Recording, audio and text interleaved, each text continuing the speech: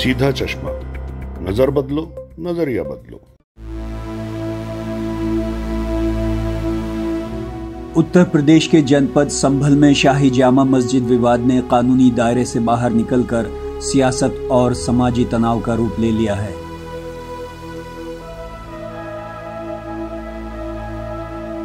Civil court के आदेश पर commissioner सर्वे शुरू हो चुका है, लेकिन इसके पीछे की मंशा और इसके मुमकिन असरात पर गंभीर सवाल खड़े हो रहे हैं।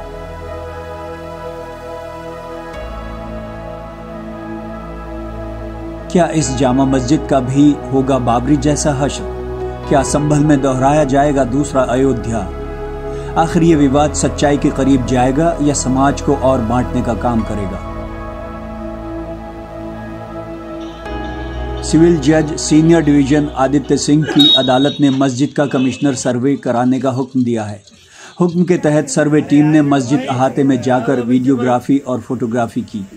हिंदू पक्ष का दावा है कि मस्जिद का निर्माण एक मंदिर को तोड़कर किया गया था, जिसे श्री हरिहर मंदिर कहा जाता है। उन्होंने ये भी दावा किया है कि यह स्थान भगवान विष्णु के 10वें अवतार कल्कि के अवतरण का स्थल है। देखिए, संभल में जो हरिहर मंदिर है, हम सारे लोग जानते हैं कि हमारी आस्था का केंद्र है और हमारे बिलीफ और फेथ के अनुसार यहाँ पे 10 अवतार में से कल्कि अवतार इसी जगह पे होना है। 1529 में बाबर ने इस जगह को मंदिर को तोड़ के यहाँ पे तथाकथित मस्जिद के रूप में कन्वर्ट करने की कोशिश की थी और आज उसी के लिए यहाँ पे दावा पेश किया गया है, क्योंकि ये एक ASI प्रोटेक्टेड एरिया है और ASI प्रोटेक्टेड एरिया में किसी भी तरह का अतिक्रमण नहीं हो सकता है। वहाँ पे अभी भी ऐसे बहुत सारे साइंस और सिंबल्स हैं जो हिंदू मंदिर के हैं, हरिहर मंदिर के हैं। इसीलिए आज इन सारी बातों को ध्यान में रखते हुए माननीय सिविल जज सीनियर डिवीजन संभल ने ये आदेश पारित किया कि वहाँ पे एडवोकेट कमीशन जारी हो और एडवोकेट कमीशन वहाँ पे सर्वे करके वीडियोग्राफी फोटोग्राफी के माध्यम से उसके बाद कोर्ट के समक्ष अपनी रिपोर्ट दाखिल करे।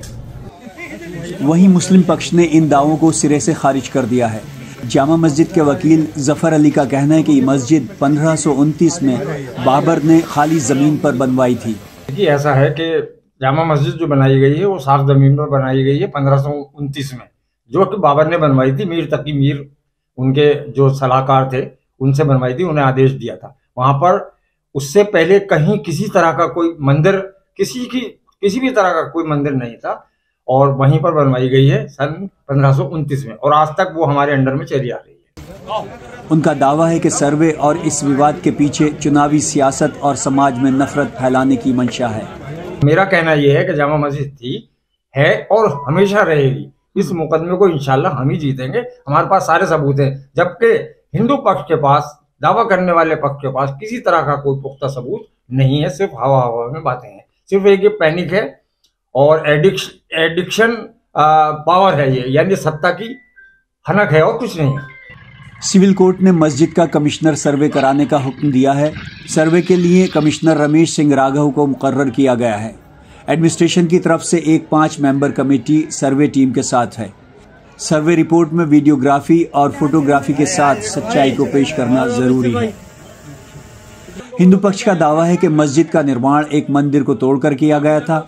उनका कहना है कि सर्वे के जरिए इस ऐतिहासिक सच्चाई को उजागर किया जाएगा। मुस्लिम पक्ष ने सर्वे को चुनावी एजेंडे का हिस्सा बताते हुए कहा कि इस समाज को बांटने की साजिश है। उनके मुताबिक जामा मस्जिद तारीखी रूप से एक मस्जिद थी और हमेशा रहेगी। कल के सर्वे में उन्हें कुछ नहीं मिला है, किसी तरह का कोई सिंबल, कोई चिन्ह इस तरह का नहीं मिला है कि यहाँ पर कभी कोई मंदिर भी हो सकता था या मंदिर ढा के जामा मस्जिद का निर्माण किया गया। किसी तरह का कोई सिंबल उन्हें नहीं मिल पाया, क्योंकि हम वहाँ उनके साथ वीडियोग्राफी के वक्त मौजूद थे। डीएम साहब मौजूद थे, एसपी साहब मौजूद थे और तमाम जनप्रतिनिधि मौजूद थे वहाँ पर। कल एक याचिका दायर हुई और हाथों हाथ आदेश हो गया। हाँ, ये पता, इसके बारे में हो सकता है ये इलेक्शन का स्टंट हो, क्योंकि आज पोलिंग हो रही है, इसलिए उन्होंने हाथों हाथ कर लिया। 4:30 बजे, 5:30 बजे उन्होंने तकरीबन 5 बजे उन्होंने वहां से कॉपी ऑफ ऑर्डर ली है और वो 6 बजे यहाँ पर आ गए। 6:04 पर डीएम साहब ने मुझे नोटिस शामिल कराया है जामा मस्जिद के अंदर। वो आ चुके थे जब तक। सर्वे के दौरान मस्जिद के बाहर सिक्योरिटी के पुख्ता इंतजाम किए गए। पूरे इलाके को छावनी में तब्दील कर दिया गया। पुलिस की भारी तैनाती के बावजूद मस्जिद के आसपास मुस्लिम समाज के लोग इकट्ठा हुए। हालांकि मुतवल्ली और मकामी नेताओं ने शांति बनाए रखने की अपील की। सर्वे के लिए डीएम राजेंद्र पेसिया और एसपी कृष्ण कुमार बिश्नोई खुद मस्जिद अहाते में मौजूद रहे। वहीं पिटिशनर महंत ऋषि राजगिरी को मस्जिद में दाखिला नहीं दिया गया, जिसकी वजह से हिंदू पक्ष ने नाराजगी जताई। अब सवाल उठता है कि क्या ये विवाद इतिहास की सच्चाई जानने का प्रयास है या समाज को बांटने की रणनीति?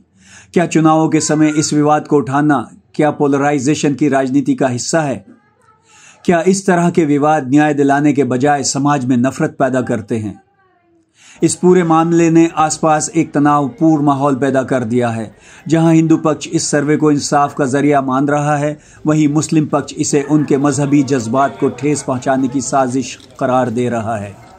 मस्जिद के मुतवल्ली और लोकल मुस्लिम नेता इस विवाद को पुरअमन तरीके से सुलझाने की अपील कर रहे हैं। डीएम और एसपी ने कानून व्यवस्था बनाए रखने के लिए शहर भर में अलर्ट जारी कर दिया है। शाही जामा मस्जिद विवाद केवल एक कानूनी लड़ाई नहीं रह गया है, ये धर्म, राजनीति और समाज के आपसी ताल्लुकात का इम्तिहान बन चुका है। सवाल यह है कि क्या इस विवाद से इंसाफ मिलेगा या सिर्फ एक और चुनावी राजनीति का औजार बनकर रह जाएगा? उम्मीद है हमारे हुक्मरान होश के नाखून लेंगे और देश को एक बार फिर से नफरत की आग में झोंकने से परहेज करेंगे। आपका क्या सोचना है? हमें अपनी राय जरूर बताएं। सीधा चश्मा, नजर बदलो, नजरिया बदलो।